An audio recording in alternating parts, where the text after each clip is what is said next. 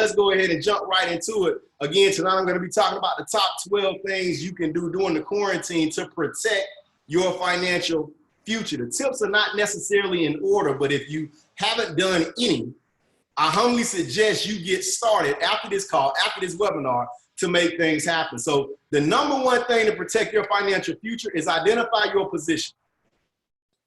Identify your position. Somebody dropped it in the comments, so I know nobody's sleeping. If I say something good, something that really sticks, something that really resonates with you and grabs you and makes you feel like, that was really good, I want you to comment that. I want you to put that thing out there so people, can know they were supposed to get that point. Okay, whatever's for you. All right, and I want y'all to share this. We on Facebook right now, share this, because the only thing on TV right now is this Michael Jordan documentary. I don't know if y'all heard about that, The Last Dance. I watched a few of those shows to catch up this morning. It's playing behind me right now. So just put that thing on record. I want you to focus right now. We can always go back to that a little later. I know I am. But number one is identify your position. You want to identify where you are financially. Don't just watch me as I'm talking about this. I want you to write these things down. And you may say, Rico, well, I already knew that. Well, I want you to be able to write it down, even if you knew it, so you can actually teach this to somebody else. I want you to be able to pay it forward, because these things that I'm talking to you about is not something that I read in a book or watched from a webinar. It's something and things that I've learned over the years that I implemented that helped me go from being broke and in a lot of debt and working for other people and not being necessarily happy financially to gaining some type of financial independence and being able to travel the world and drive the car I want to drive and be able to spend time with my family and do great things that I love to do. What I'm telling you is I'm kind of giving you the cheat code so you can break in and do the same thing for you and yours. All right? So identify where you are financially. Now, not where you think you are in your head, okay? Where you really are.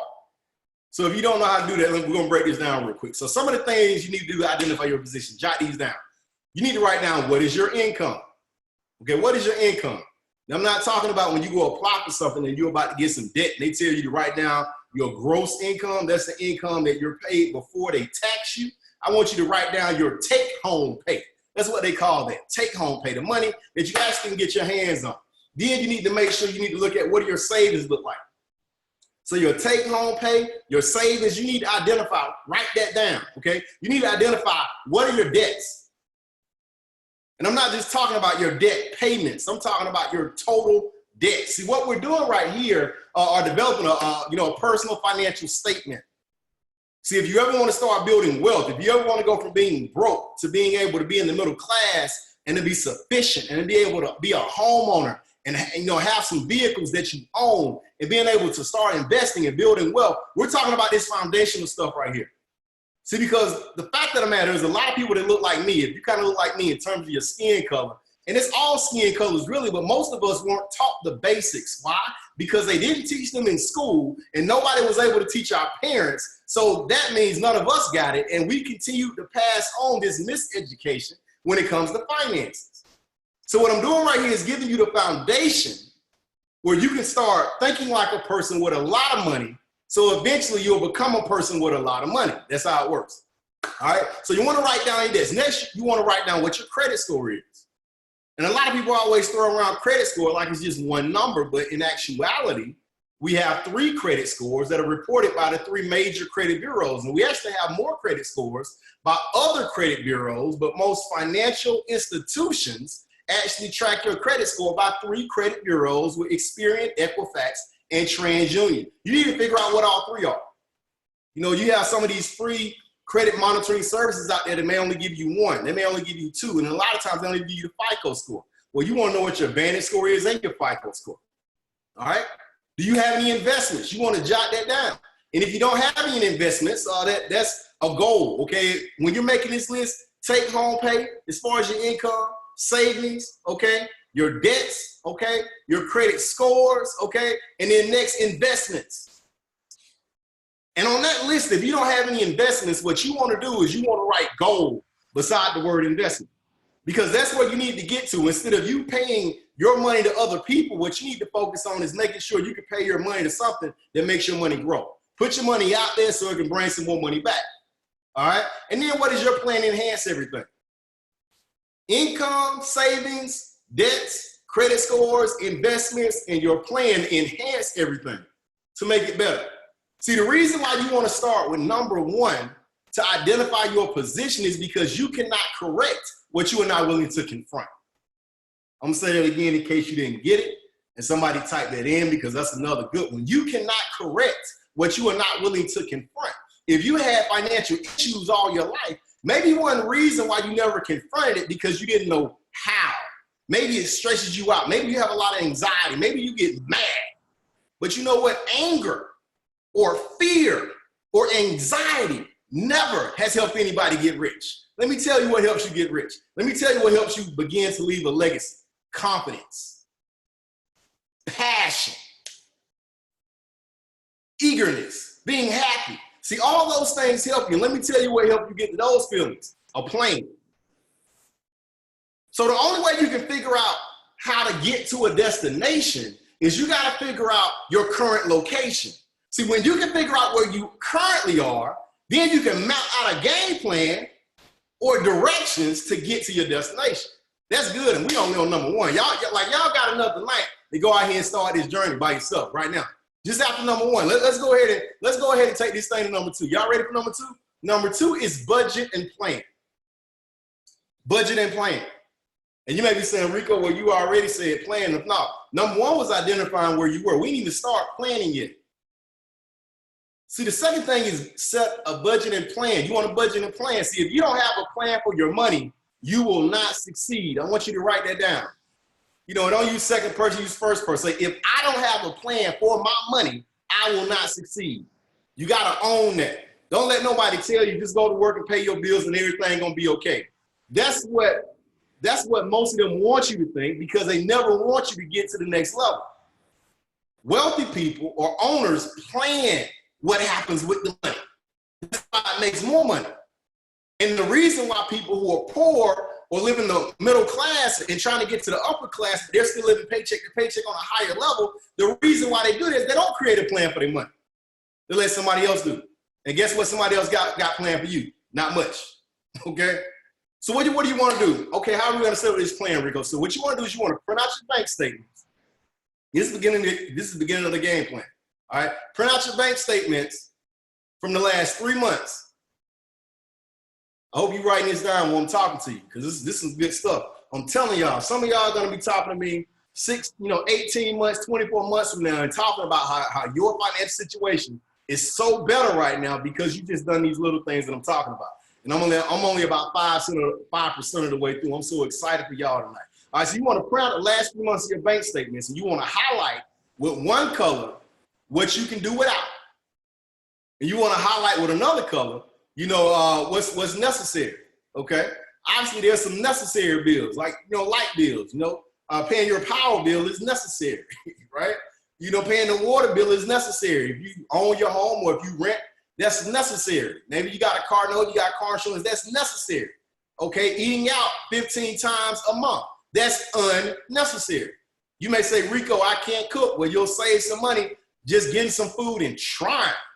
You know what? Most food has directions on the pack, okay? So what you want to do, if you're not in the financial situation you want to be in, you got to start cutting back a little bit. But I want you to print out your bank statements and highlight everything, let's say in blue, everything that's not necessary, and in yellow, everything that's necessary, and start calculating what's unnecessary, and then we can start trimming some things down. I want you to decide who and where your money will go. Now, after you highlight it, all this stuff about the necessary and unnecessary, then you can start deciding where your money's going to go and who it's going to go to and how much they're going to get. See, now since you already identified how much money you're bringing home and things of that nature, you can start looking at, okay, where this money can go. And I want you to list it out, okay? Not just in your head, not just in your phone. I want you to put it on paper. It needs to be in front of your face. All right, you can do it on your computer, type it up, but you still need to print it out. I'm giving y'all the keys. These are the things that I did in the beginning before I started making a lot of money, before I got in a position where, I was great financially, okay? You want to list it out, write it down. You want to keep it simple. Before you put the totals or where you're going to start paying this money to and who's going to get it and what's necessary, what I want you to do is put your name at the top of the list, okay? I want you to put your name at the top. Now, I'm not talking about where your name goes, like if you're in school and you're about to turn in a report. But as the first one to get paid, Now, this little trick right here, man, changed the way my brain worked at the age, of 20 years old. And I totally believe this is what helped separate me from the people who were able to accumulate, wealth quickly and the people who didn't, is I started paying myself first. See, most people say they go to work to get paid, but the only thing or person getting paid are their bills, and they're broke. Now, I know what it's like to be broke, so don't think I'm arrogant and I'm sitting up here talking about broke people and I'm not broke. No, understand, I was once broke too. I grew up and, I watched my mother work paycheck to paycheck, and she was a great person. I think at the end of the day, the vast majority of people who grow up in neighborhoods and have to depend on each other, those are the best kind of people, because we know what it takes just to survive. Some people that's had money all their lives, they don't know what it takes, and typically they're jerks, right? Because they don't know what it's like to not have. So they take a lot of things for granted. Not all of them, but the majority of people who've always had, they take a lot of things for granted because they don't know what it's like. But it's important for everybody to understand that if you're one of the people who grew up, you didn't have much, you got to be able to shift your mind from how you were raised to how things are supposed to be if you want to have better. So it's not just about paying your bills to keep the lights on and to be able to eat, but it's about being able to accumulate more than you need so you can help somebody else. That's another one. It's not just about paying your bills to survive, but it's about accumulating more than you need so you can help somebody else. I like that one too, okay? See, if everybody gets there, if everybody gets theirs, you got to make sure you get yours. In Georgia, we got Georgia Power. We got Xfinity, for cable and internet, things like that. You got AT&T and different things for your cell phone providers. I mean, you got all these companies. If you got an iPhone, you're paying, a provider, but you bought that iPhone. It was funny. My son didn't even understand that cell phone we had. I was like, man, these cell phones are like over $1,000. Like these new cell phones are more than laptop computers, and people are buying them. They say, oh yeah, well, you only got to pay a certain amount per month, but did you realize you're still paying it? Okay, that money is still going somewhere. Don't let somebody trick you with marketing and then keep you broke. That's what's happening. So you got to be able to figure out how to leverage situations and stop being leveraged. That was another good one too. So the quickest way to make it to financial security, listen to this, is to spend less money and make more money. Make sure somebody put it in the comments for me, so making sure somebody heard that, or making sure they see that, making sure that people understand that was important. The quickest way to make it a financial security is to spend less money and make more money. Now, most people say it's either or, right? Most people say, well, if you want to improve your situation, you either have to spend less money or you have to make more money. But the quickest way to financial security is to do both at the same time. See, now that's my philosophy. It's like, I got some pretty cool stuff, but at the same time, I can spend way more money based upon the money that I've made, based upon some of the investments that I have. But I make plans for my money.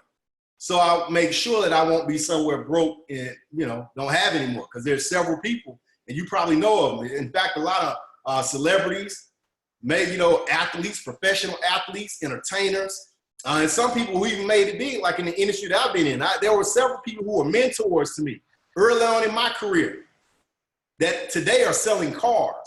And those people became millionaires in the company that I was involved in. And today they're selling cars in their mid-60s, almost 70 years old, selling cars. And there's nothing wrong with selling cars, don't get me wrong. But they're not doing it as something that they can do in their extra time. They're doing it because they didn't have a plan for their money. So I want you to be able to have a plan for your money. So like I said, you want to be able to start budgeting and planning. We went through that, and I told you to put your name as first on the list. So that takes me to the third thing to protect your financial future, and that's pay yourself first. All right? When you pay yourself, there's a reason. Okay? When you pay yourself first, there's a reason. And you need to allocate it based on the other money you have coming out. You say, Rico, well, shoot, I don't really have enough money to pay my bills. How can I pay myself first? You told me to put my name at the top of the list. But how much do I pay myself if I haven't paid all my bills? If I pay myself and don't pay my rent, then, me and myself will be happy with money, but I won't have anywhere to live. I want you to check this out. Understand this. We call this asset allocation, okay? You're gonna take that cash you got and you're gonna split that thing up. That's why I told you we wanna eliminate the things that you don't need, the things that are not necessary, and you wanna take the things that are necessary. And then you're gonna have something called your discretionary income. And you're gonna be able to take that discretionary cash that you got left from those necessities, and you're gonna allocate a certain percentage of it to yourself. Like, for example, when I got started in the industry, I only had like $12.34 every 2 weeks after I paid my bills. You know, after I went through my little plan, I didn't have much money after I paid my bills. So what I started doing was taking about $5 out of every pay period and put it into another account. So before I paid any of my other bills, I paid myself first. And that triggered something in my brain. What that started making me believe was I was worth it. What it started making me believe is I was more important than anybody else I was sending money to. See, if you're broke after every time you go to work, don't you understand that you're working for these other companies? You're working for the company you work for. Then you're working for your landlord. Then you're working for the cell phone company. Then you're working for the power company. Then you're working for the grocery store. Guess what? You ain't even working for your family. You messing with Reco? It's just, you know, we got somewhere to stay. Don't you understand that's equivalent to slavery? See, because most slaves weren't slaves just because they had to be. Most of them were slaves because they needed somewhere to live. Now, some people maybe can't handle this. Let me tell you something. You will not be able to correct what you're not willing to confront. I'm here tonight to give you some information to trigger something in your brain to say enough is enough and my family's gonna win. Enough is enough and I'm gonna get everything that I ever prayed for, but you need a plan. And you gotta have a proper perspective to execute, okay? So you wanna pay yourself. Don't get frustrated because you gotta pay everybody else and you broke. No, what that means is you need a better plan. What that means is we need to spend less money, we need to make more money, and we need to be intentional about what we're doing with our money, and then we're gonna win. That's how we win back our communities. Don't get me wrong, you know, protesting, getting the word out, that's cool, but protesting and teaching the people in our communities what they need to do when they go home and they look at their bank account and they ain't got enough money to pay their bills. Let's do a little bit of both. So paying yourself first. There's a reason. You want to do three things when you're paying yourself. You're going to start saving, okay? Three ways to save, okay? You want to save for emergencies, number one. You want to save for opportunities, number two. And you want to save for your future, number three. That's why you're paying yourself for these three reasons: emergencies, opportunities, and your future. All right, so we'll get into emergencies. Well, let me go ahead and talk about that because I gave you three, okay? You're saving for emergencies, saving for opportunities, and you're saving for your future.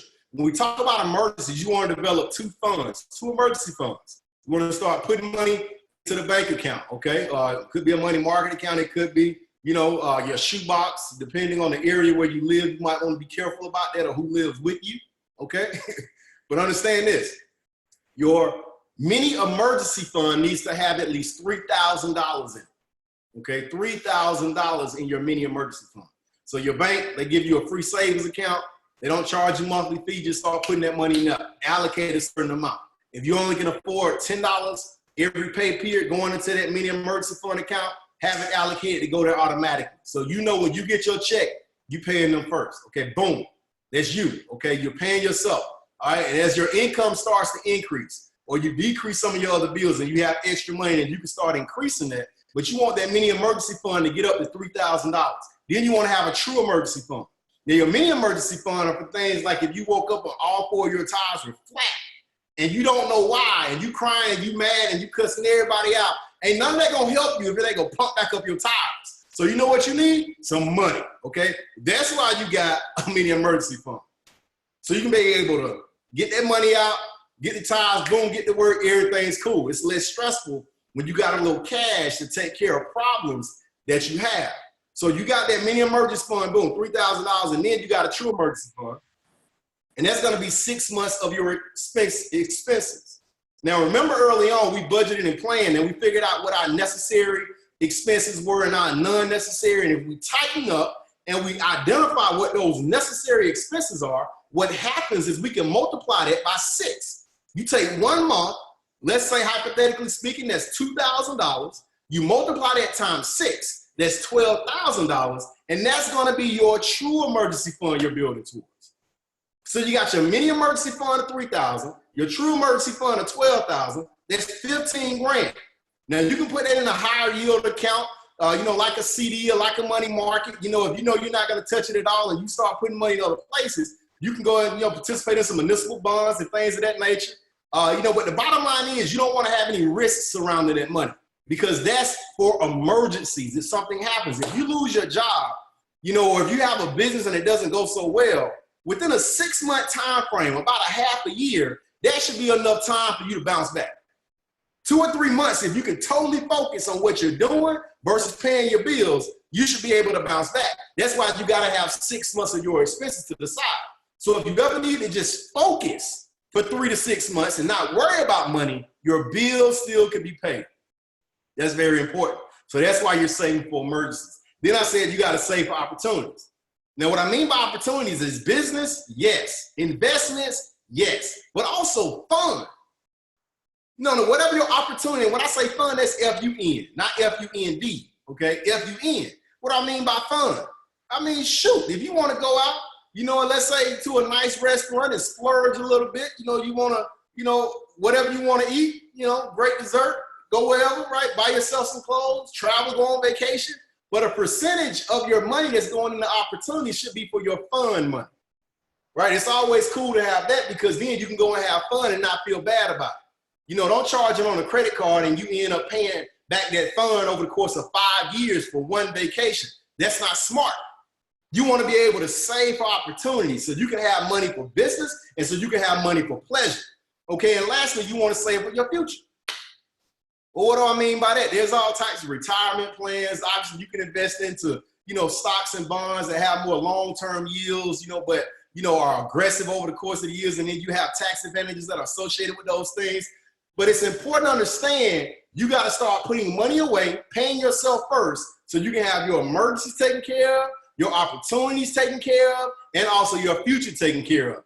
That's why you want to pay yourself first. If you don't, what you're going to find out is you're going to have a lot of emergency situations. You're going to have a lot of high stress situations. You're probably going to have a lot of drama in your relationships. You're probably going to feel bad about yourself because you weren't able to work, pay yourself first, and start saving for these things that we're talking about. So you got to be conscious of it. Don't fall into the hype. Don't just think about you see on TV or the music videos or social media. People are wearing the best shoes. People are driving the nicest cars. People are all around the world in these vacations, and you're thinking that you're unhappy because you got to get there. Well, that means you got to be able to spend less, make more, have a plan so you can. But not spending your money doing all that, being broken in a lot of debt, and then seeing your life go away by the time you get in your 50s and 60s. I mean, you got to have a plan. All right, so check this out. After you secure these funds, then start allocating your cash in the next direction. So first, you see, we talked about paying yourself first, right? We talked about the 3 things to save for, right? Emergencies, opportunities, in your future. Next thing is the next direction is eliminate your debt, okay? Eliminate your debt. Get a software or list, not only your debts, but the minimum payments and interest rates. Now, there are a lot of debt elimination softwares out there. I mean, we offer one with Novae, just like a budgeting tool. We offer a budgeting tool with Novae, okay? But there's tons out there if you just, you look for them, right? So, but with a debt elimination software, it allows you to go ahead and enter what your debts are, what your minimum payments are, what your interest rates are, and it helps you put together a game plan. See, what's gonna happen is you can enter your minimum payments, and what happens is your minimum payments affect your cash flow. And interest rates determine how much money your debt is costing you. So you should pay the high interest rate debt down first. I'm gonna say that again. Your minimum payments affect your cash flow. People always talking about cash is king, right? They talk about making all this money. Well, it's not about the money you make. It's about the money you got left after you spend what you make. That's what they call your cash flow. So cash flow is actually king. And it's important you understand that you do everything necessary to increase your cash flow. And you can do that by minimizing your debt. So the quicker you can pay debt off, the more you maximize your cash flow, where you can get closer to building more wealth. And also having more fun. There are a lot of people out there, when you talk about finance, they talk about, oh man, well, you just gotta just stash all your money away. And you have some people who believe in that, you know? I mean, it's a shame now that we can't travel anywhere, right? We can't go, like, people, I didn't even know people still flying on airplanes right now, but that's the case. I wouldn't go get on an airplane right now, but I'm blessed and fortunate to say, if we were never able to fly anywhere else for the rest of our lives, and that would be devastating to me, but if we were never able to do that, I've been blessed and fortunate to go to several countries. I mean, dozens and dozens, and fly all across the world, you know, just because I've had a plan for my money, right? Now, I believe we're going to come out of this, but what I want you to understand that at some point, we may get into something that we can't get out of. So in addition to saving for your future and investing, invest something into yourself to be able to travel and experience some other cultures. Even if it's one place, just get yourself a goal. Say, baby, next year we're going to this place, and you want to start saving towards those emergencies and saving towards those opportunities. And one of those opportunities can be going to that place you want to go. But it's important that you start paying down your debts as quickly as possible so you can start shifting that money into those funds versus paying interest to these large multi-billion-dollar companies. Most of these banks are not wealthy because of the wealthy people who have money in the bank. So that's one reason. But they actually earn billions of dollars every year just off NSF fees, non-sufficient funds, okay? When people don't have money in the bank, when people have to pay extra fees because of bad credit, all that kind of, that's how they really are building wealth. So you got to get yourself on the other side so you can leverage to make more money. Let me go ahead and get through this because I got a lot. I can talk to y'all all night about this, but you want to make sure this debt elimination software is showing you what your minimum payment should be, you know, to the different accounts so you can start paying off that debt quickly. What you can find your interest rates on your billing statements. So if you got credit cards that you're paying every single month, you need to look at those credit card statements, see what your interest rate is, jot that down along with how much your minimum payment is, how much you owe in terms of your balance. And what you want to do is start allocating your money to pay down those largest debts and the highest interest rates first. You say, Rico, well, this one got $2,000 in total debt. This one only has $500 in total debt. But the one with $500 in total debt has a higher interest rate. But I want to knock out the bigger one first. But the one with $500 in debt has a 29.9% interest rate, and the 2000 one has a 12.99% interest rate. The reason why you want to knock out the smaller one first is because it's costing you more money at the tune of 29.99% as opposed to 14.99%, which is less than half. That's why you want to knock out the one with $500, even though it's smaller first, because it's costing you more money by maintaining that debt on a daily basis.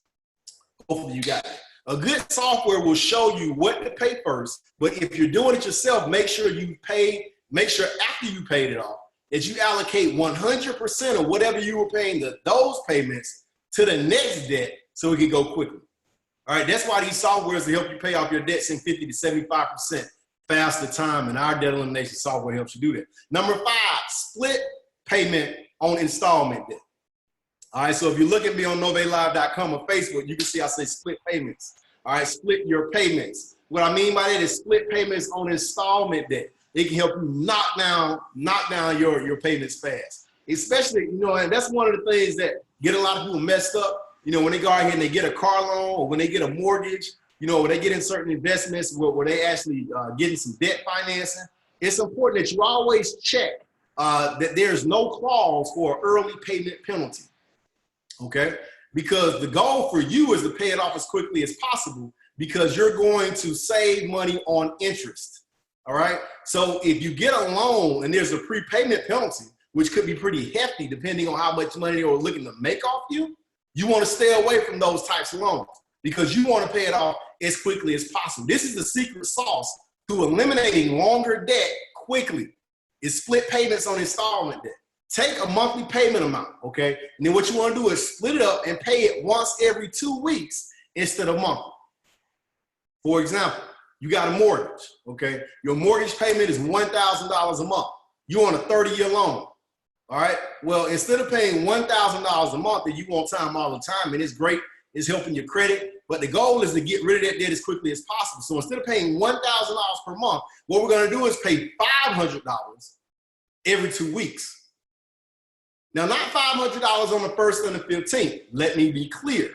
$500 every 2 weeks. So that's like $500 every other Friday, okay? See, the reason why that's great is because if you're just paying your $1,000 once a month, in a year, that's 12 payments because it's 12 months. But if you're splitting up your payment of $1,000 into 2 payments and you're paying that every 2 weeks, where there's 26 payments, there's 26 weeks every other week in a year. So that's 26 payments that are half, put them together, that's 13 payments. So that means you're paying 1 extra payment per year that's going towards principal and killing that interest faster. What happens is this typically eliminates 4 to 7 years off a 30-year mortgage. So instead of you paying 30 years on the contract you signed for this mortgage, you're only paying 23 to 26 years. If you got a 5-year car loan, that's going to knock out anywhere from 3 months up to 9 months, depending on your interest rate. All right, now these one of those hacks that they don't tell y'all about. I'm telling you right now, you can get in a position where you can start tacking on more money to your payments for your home. And instead of you paying 30 years using this trick I showed you, you can end up only paying 15 years, saving about $150,000 in interest, $200,000 in interest. And guess what you can do with that money you save? Invest it somewhere else or go have some fun. Now, hopefully the majority of that you're going to invest somewhere else. But I hope y'all get what I'm saying. If you can afford to double up on your credit card debt as well, that helps.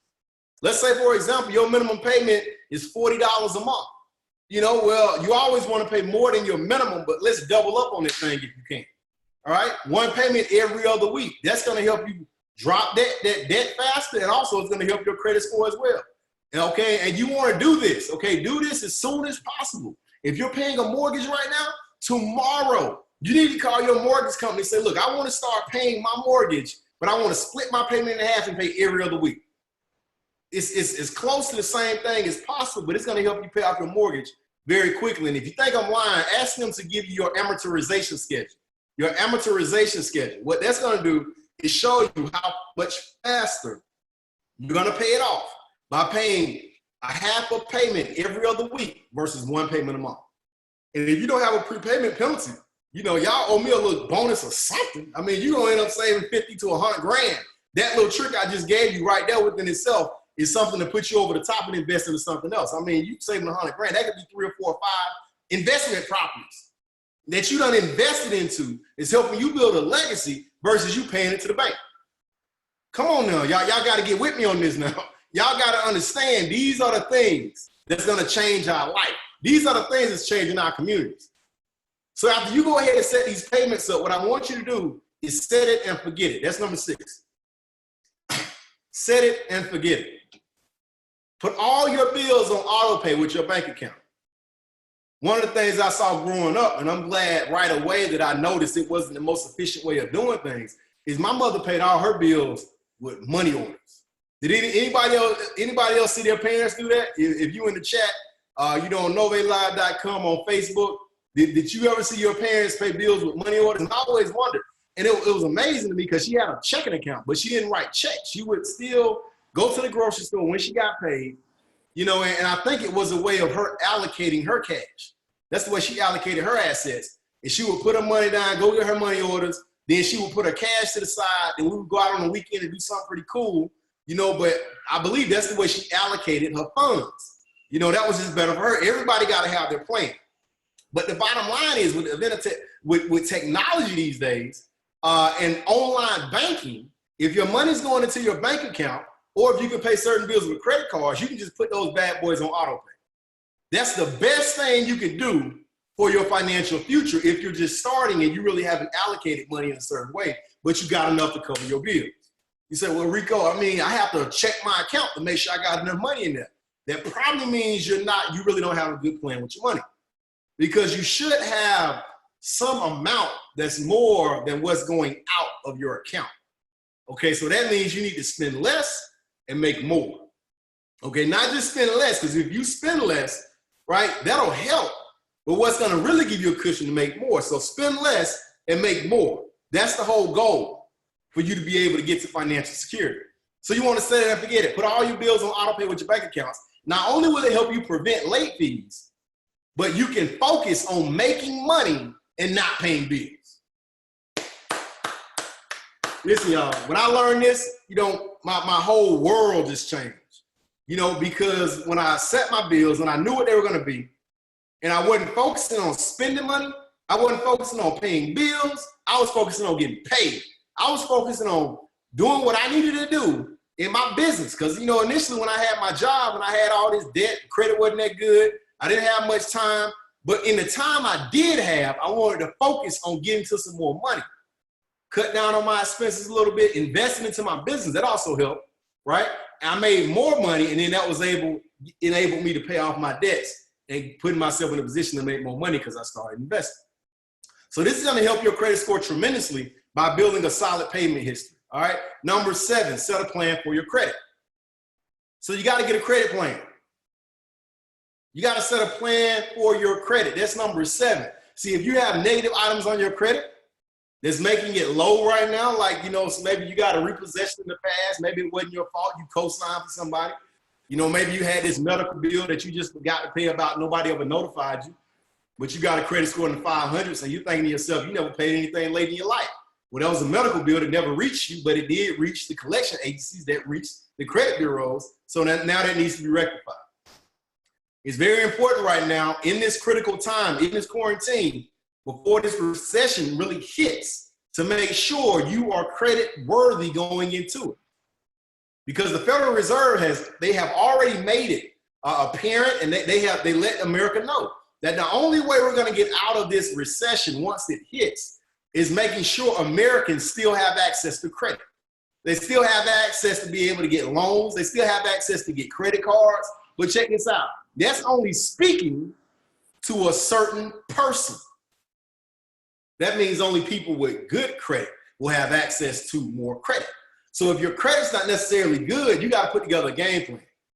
I don't care where your game plan starts. You got to start somewhere, okay?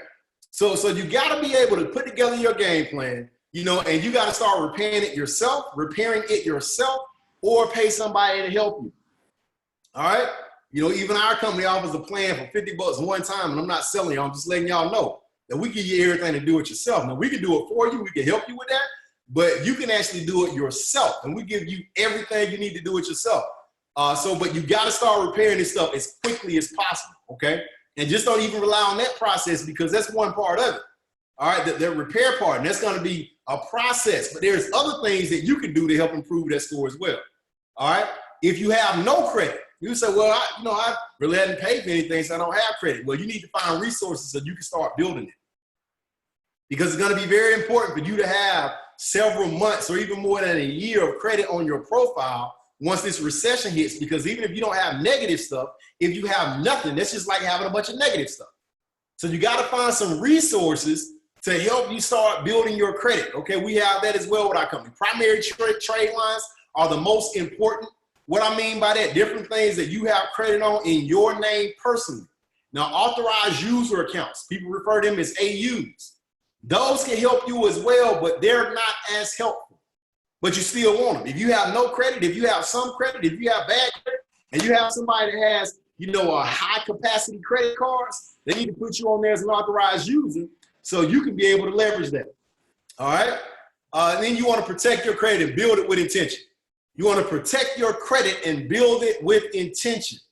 I see some people who are so beat down by the fact that maybe they went through some struggles in their life, whether it was a divorce, you know, whether it was a situation where their health was really bad and they couldn't work and they couldn't pay their bills. You know, whether they got out of school, couldn't find a job, and they have all these student loans. They got a degree, but it's not really helping them, and the debt is hurting them. You got to understand, don't feel bad if you went through something, right? And you're in a situation where sometimes you may get a little depressed. You got to understand that you got to fight your way out of that thing. See, because depression is not going to help you succeed. Depression is not going to give you the energy you need to get on track and get on the winning side of all of this.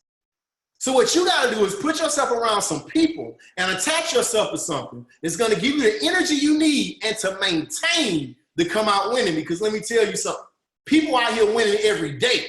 People out here winning that had a sob story. They had a story that you probably think about maybe killing yourself if you were a part of it, but they came out on the other side winning. So what does that mean? You could win too. You can win. Stop making an excuse and sitting there feeling sorry for yourself and wanting somebody else to call you and to tell you everything gonna be okay, even when you say it's not gonna be okay and you think things are gonna change. You gotta stop feeling sorry for yourself and get ready to fight. That's what you gotta do if you wanna win. And I'm telling you, if you can't believe, like I'm saying right now, like if it's tough for you to comprehend that, just keep hanging around. Keep getting on our conference calls. Come to some of our live events, you know, all of them, as a matter of fact, when they open this thing back up and we're able to congregate, you know, get some of our inspirational MP3s. But you got to understand that everything starts with your mindset and it bleeds into a mentality, and then your whole lifestyle begins to change based on the way you think and what you believe. That was good. Let me keep going, y'all. Y'all tell me to get focused, all right? Because I got some good stuff, and I know, let me see, I'm 52 minutes in. I got 8 minutes. Let me end this. Number 8, let's go ahead and get to it. Communicate with your creditors. Communicate with your creditors. See, if you have unpaid debt, this is what I want you to do. You know, you say, man, my credit shot. I got these collection agencies calling me. You know, we actually communicate with debt collectors and things for our clients. But what I tell people in the midst of them having their own plan is you want to be able to do this because it can happen much faster. You want to actually call all of your debt collectors or call the companies that you owe money to, and you want to try to negotiate, all right? You want to tell them, look, I will pay you, but I want you to update my account to pay it as agreed. All right, y'all get that? I don't want you to call and just say, I'll pay, or negotiate a payment plan unless they are willing to mark your credit report clean. You want to say, look, this is what I'm willing to do, but this is what I need you to do. See, because understand something. You kind of hold the keys a little bit because you the one got the money. They just got the bill. Now, obviously, your credit report looking like it's looking, but if they look at your report, they'll probably see you probably really don't care too much. So you're saying, look, I'm ready to turn this around. I want to do the right thing. In the past, things weren't really working well for me, so check this out. I'm willing to give you this amount of money, this amount of time, but in order for me to start, I need you to be able to report my file to the credit bureaus as paid as agreed. Typically, they'll agree to that, and you want them to go ahead and give you that in writing. Tell them to send a letter over that's signed via email, mail, whatever they got to do, and you'll make your first payment, and you'll be ready. Now, boom, that's going to help your credit score right away, all right? So it's important for you to be able to do that. Even if you're current with these creditors, okay? If you got credit card bills, things like that, still call and watch this. Ask for a better interest rate. Now, that's for all my people to pay your bills on time. You know, you got, you know, a little debt right now. Maybe it ain't even that much. I want you to still call if you don't even have any debt. What I want you to do is call the credit card company, even if it's paid off, and I want you to negotiate a better interest rate. One of the reasons why I know that's working right now is because the feds have lowered interest rate more times over the course of the last 2 years than they have in the last century. All right? So if interest rates are really low, that means that the banks and creditors can afford to lower interest rates because, you know, those are lower than they got to pay on the back end. So it's important for you to go ahead and call them, tell them you're thinking about transferring your balance, but you really like them, you want to stay with them, but you want to know if they can work with you and lower your interest rates, all right? If you have had an account for more than 3 months and you're current, if you got a credit card account, this is what I want you to do. Call and ask if they will increase your limit without a hard credit pull. You don't want to get more inquiries on your credit. All right. So let's say if you were at American Express, you know, and you got a $3,000 limit, you've been a current customer, you've been paying, you know, you've been there for a little while, call them and say, hey, you would like them to increase your balance. You know, you're thinking about doing some purchases in the future, but at the same time, you heard about some other car banks that would give you more of a limit. So you want to see if they will give you more limit. Right. And then boom, they say, okay, well, we'll take you to 3,000 to 6,000 a day. Well, what that means is just double your capacity with that one car. That means your utilization for your credit has actually went down. The lower your utilization, the higher your credit score goes. Y'all follow me, okay? That's another one of those tricks, all right? Ask them, can you get a program that gets you free money? That gets you free money, like points. Very important. A lot of people don't talk about this, right? A lot of people don't talk about this because a lot of people don't really believe it and say, oh, well, I don't want to charge up things on my credit card. See, the reason why you want to work really hard to get good credit is because you can get a lot of things for free. Like you can get a lot of free money when you have great credit. Like my credit score is over 800. So typically if I get things financed, I get it financed for a period of time for free because of great credit. The reason why they can do that for me is because they have other people who have not so good credit that they're charging 25%, 35%, 40% interest, okay? But it's important to understand that not only can you get free money, but what they give you are points. So they're not giving me interest on the money that I'm borrowing, but then they give me points for when I use the money on my card, because I don't draw any interest because I pay my card off every month. So that means if my expenses are $5,000 or $6,000 a month, I'm paying all my expenses on that credit card, which, by the way, that the card, let's say it has a $20,000 limit, I'm always going to stay below 30% utilization. But even if I wasn't, instead of me paying the card once a month, I pay twice a month, but I'm paying it off every month. So not only am I accumulating more and more, not only am I accumulating, more and more points, but I'm also helping my credit score as well, okay? So that's what you want to be able to do, okay? You want to be able to do that. And actually, that's one of my other points, but let me go ahead and get through this. Next thing I want you to do in terms of calling your creditors is I want you to talk to your mortgage company right now. With everything that's going on, there may be an opportunity for you to get what we call mortgage forbearance.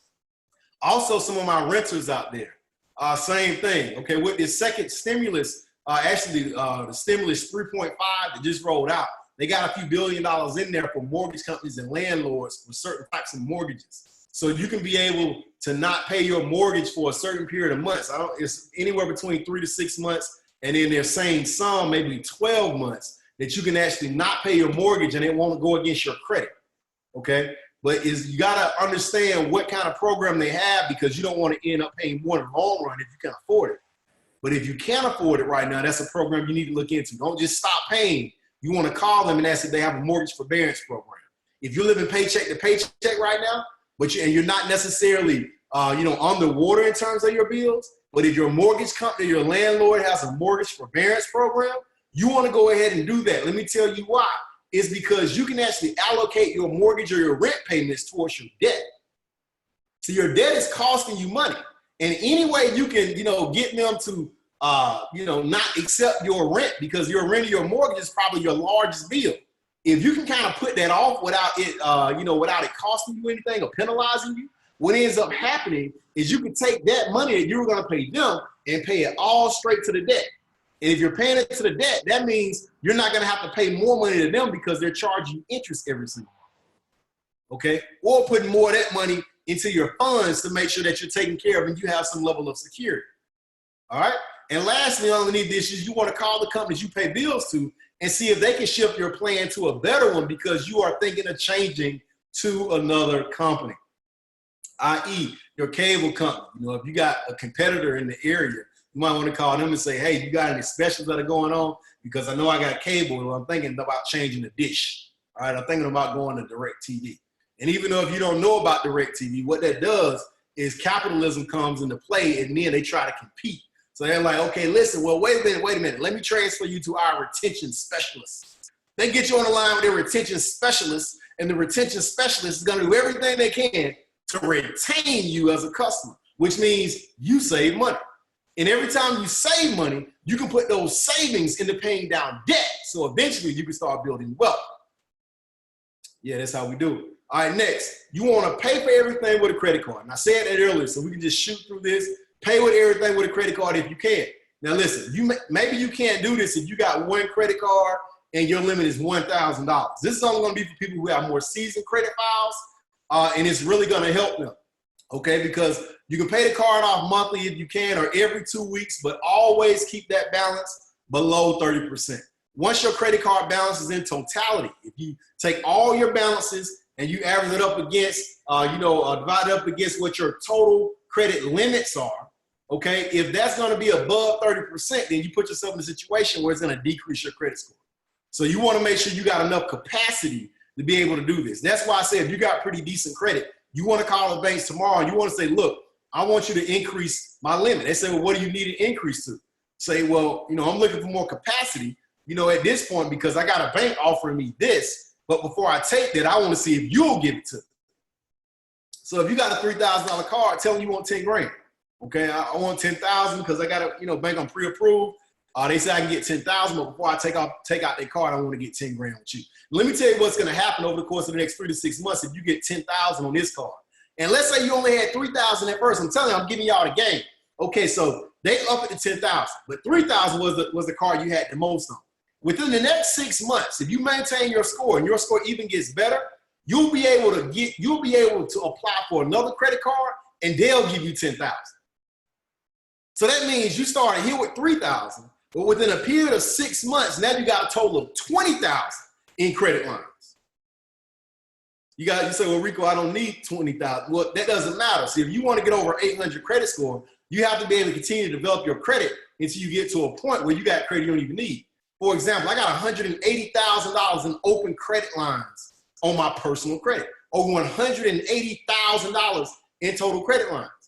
Now, my utilization goes anywhere between 1% up to 9% on a monthly basis, depending on what I'm purchasing. Typically, it's under 4%, but $180,000 in open credit lines. I have a folder, like a notebook for my credit cards. Of course, I can't carry them all in my wallet. I don't need to. But the reason why I did it is be able to be in a position to leverage credit any time I need it. All right? So you got to do the same thing if you want to get over into the world and play with the big boys, is you got to have credit. Don't let nobody fool you and tell you cash is king. That ain't true if you want to be able to build wealth. All right? That ain't true. Okay? So not only are you building your credit when you're able to pay for things with credit cards, and again, I want to make sure I say this again. Y'all don't be sharing this information with people that got one credit card with a $500 limit. Then they going over their limit and try to pay for everything. All right? Y'all understand you got to be at a certain place to be able to play this game. But that's why you got to build towards it. Okay? If you have the right card and you're building points, you can use free flights. You can get free hotel rooms. You can also cash out your points for cash.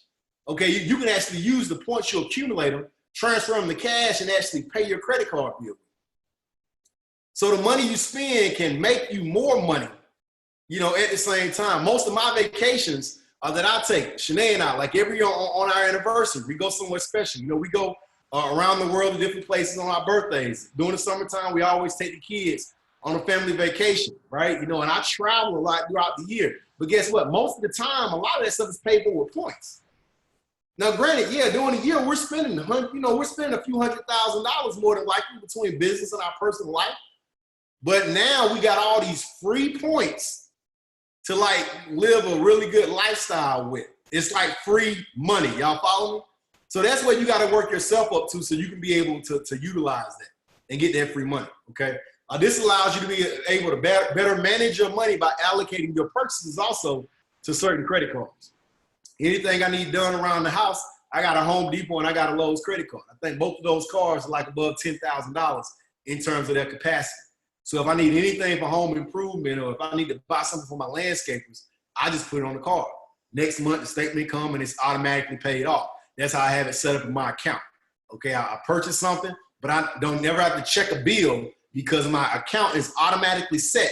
Each billing cycle pay off the entire balance. All right, so you want to get yourself in a position where you could do things like that. All right, let's go ahead and get to number 10. File your taxes.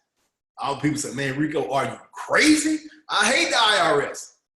I feel you. I don't think many people like the IRS. You know, but let me be clear, okay? At the end of the day, if you got to live in this country, you know, and you want to be successful in this country, you got to play the game, okay? It may be scary, but unless you plan to stay broke the rest of your life, you got to play by the rules, okay?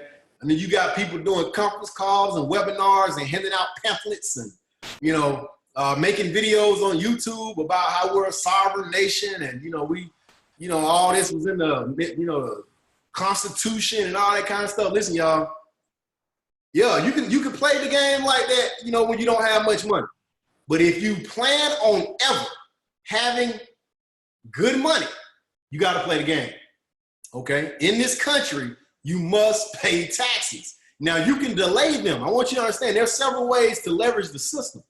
You can delay them, but if you don't file and you begin to make some serious money, you will be in trouble, all right? So the reason why I'm saying this is everybody on here, you should be setting up your future where you want to leave a legacy. So if you're setting up your future, leave a legacy, then that means you have to build some sort of wealth. So if you're going to build wealth, but you don't have the right foundation in place by making sure you doing what's necessary to play the game, then even if you build wealth, it's going to be taken away. because that's how it works.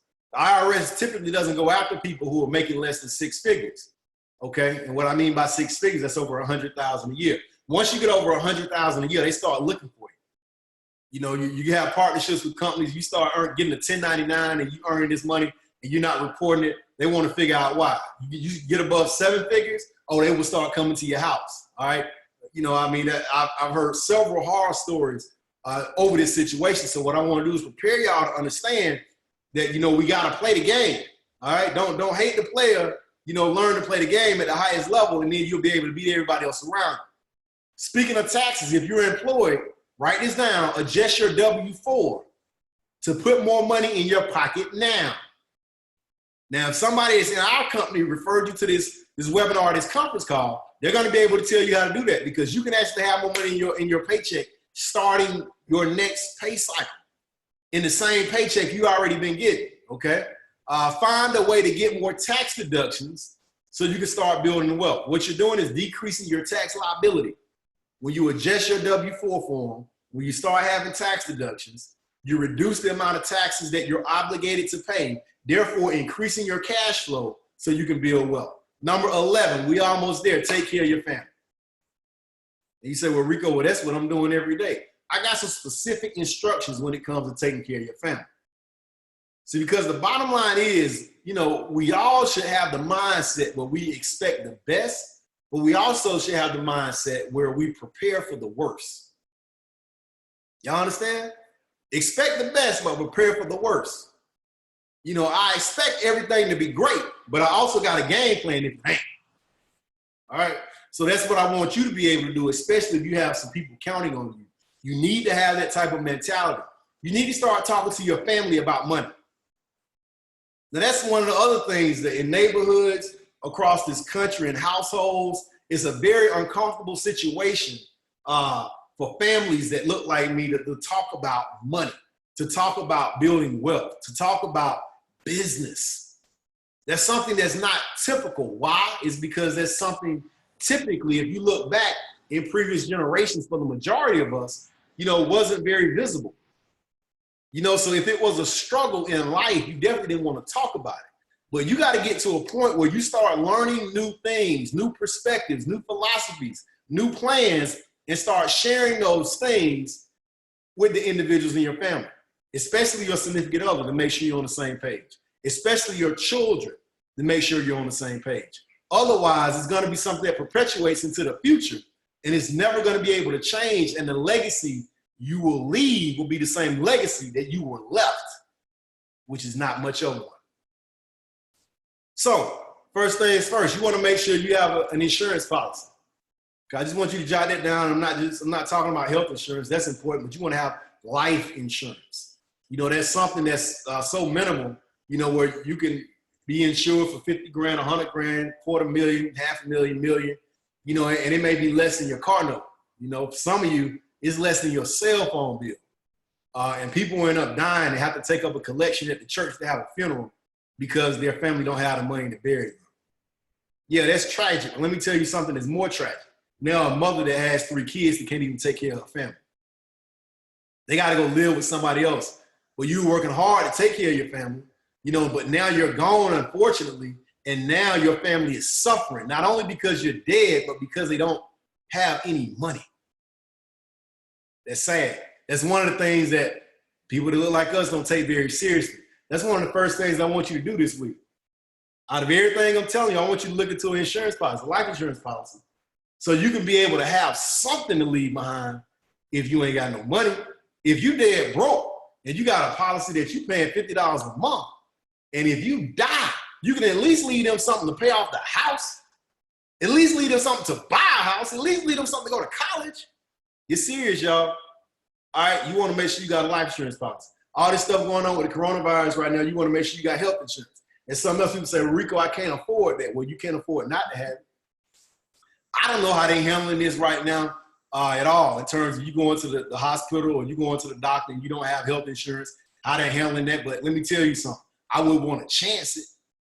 I wouldn't want to go to the hospital and you got symptoms of the coronavirus and maybe it's something they could have treated.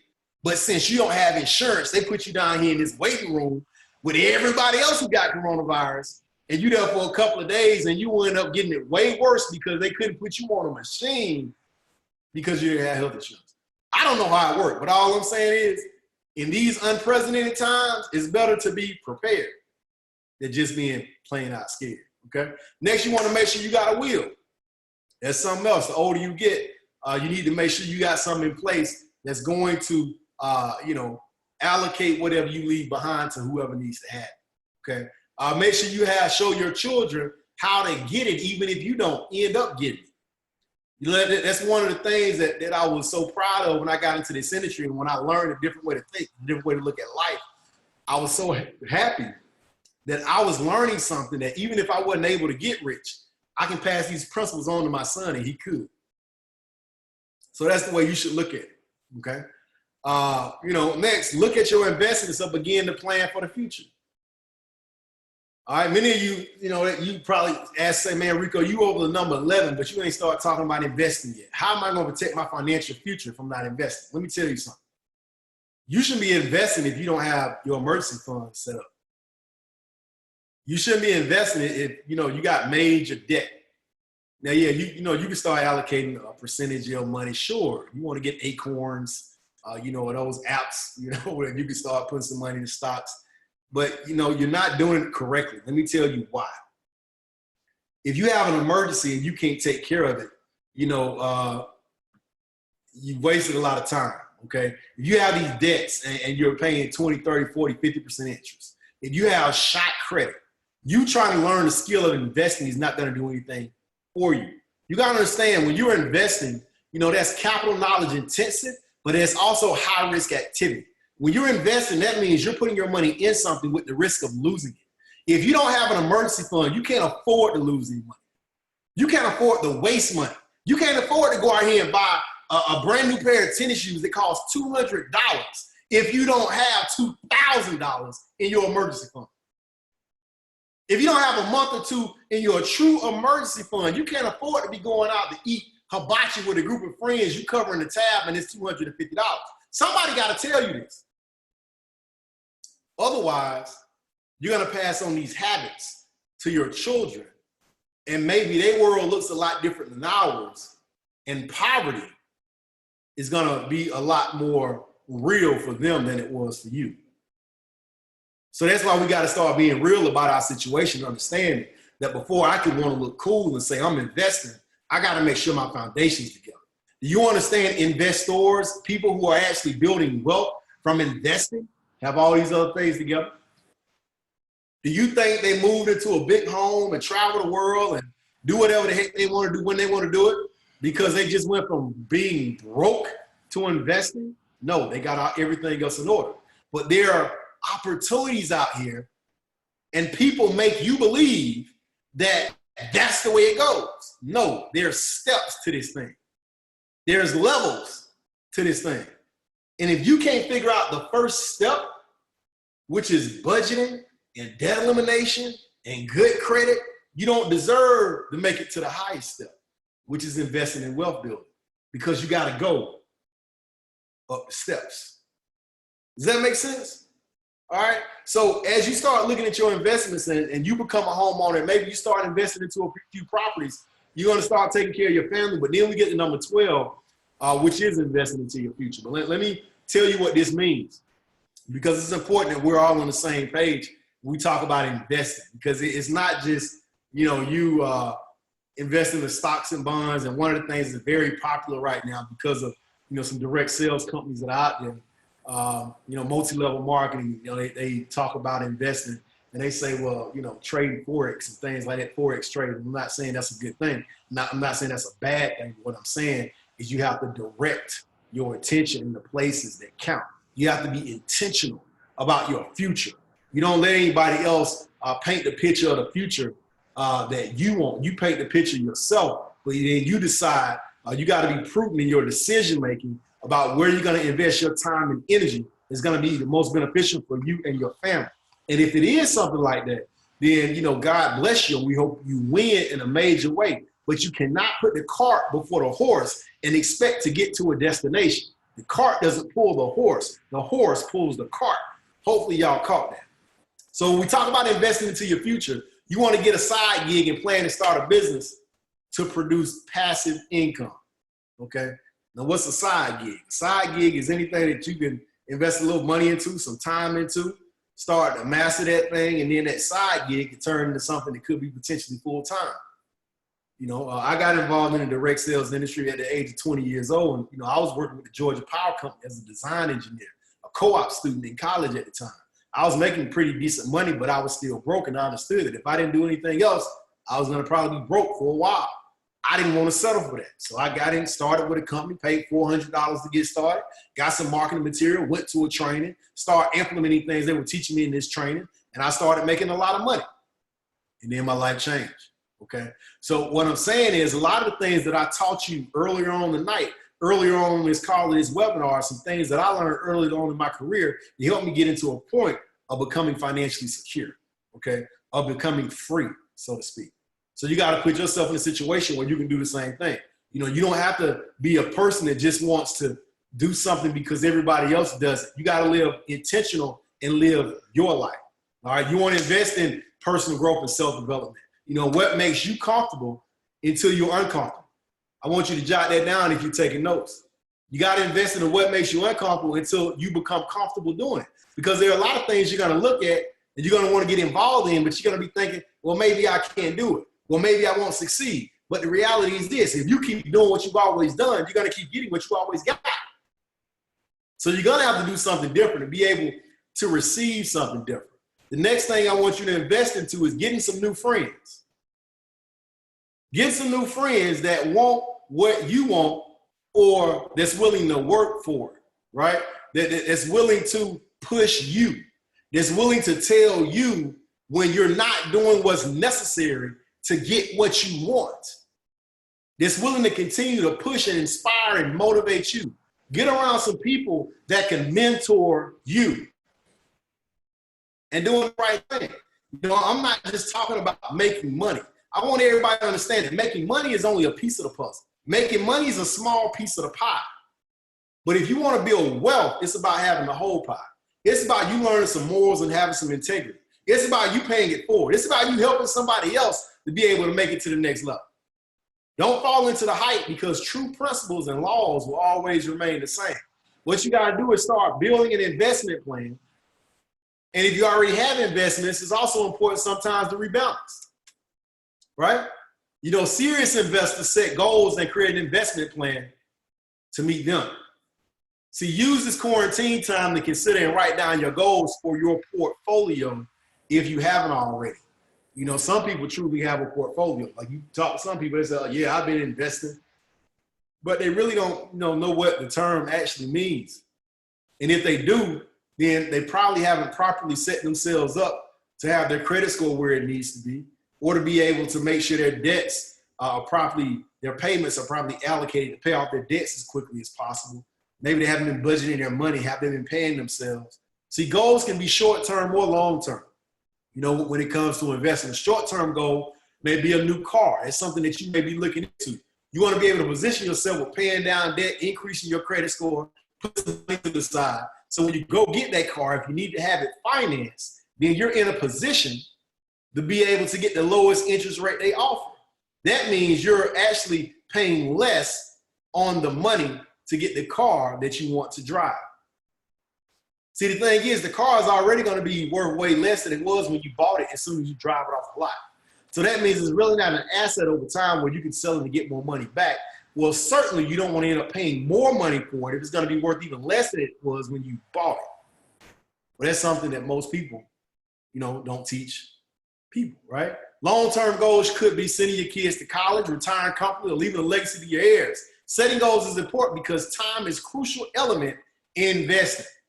You know, use long-term investments such as stocks and bonds. Achieve long-term goals. Use cash and other safe interest-bearing investments for short-term goals. Portfolios can get especially out of whack following a sudden move into a bull or bear market territory, as we've experienced in the recent reaction to the coronavirus outbreak. Regular portfolio maintenance that reshuffles assets to make sure they reflect the division you've chosen, a process known as rebalancing. Okay, so if you have a 401k, if you have some mutual funds, you know, if you don't understand all this, you need to call your money person and say, well, you know, should I look at rebalancing my portfolio? Okay, this can minimize your risk and keep you on track with an allocation appropriate to your goals. It's very important when you get into investment, you have an allocation of your assets that's on target with goals that you have. And when you have a financial planner, when you have what I call a money guy or a money gal, okay, they can actually give you that game plan to help you meet some of the goals that you have for the future. Rebalancing works by trimming asset groups that have performed relatively well and adding to holdings that have been relatively laggards. All right. For instance, slim down your portfolio to a mere 1 or 2 or even 3 mutual funds, or put your retirement savings on autopilot with a target fund date. You know, you can combine your insurance or consolidate your credit card balances. There are several things you can do when it comes to that particular piece, but that's all I'm going to talk about tonight when it comes to the investment piece. So, you know, I spent a lot of time with y'all on here tonight, and hopefully the information that you receive is really going to be able to put you on track. Really make it through this quarantine survive, but to make it through this quarantine and thrive, and to come out on the other side ready to leave a legacy for your family and future generations to come. Thanks for joining me this evening. This is Reco McCambry, President and CEO, again with Novae, and we look forward to helping you along the way. God bless, and good night, everybody.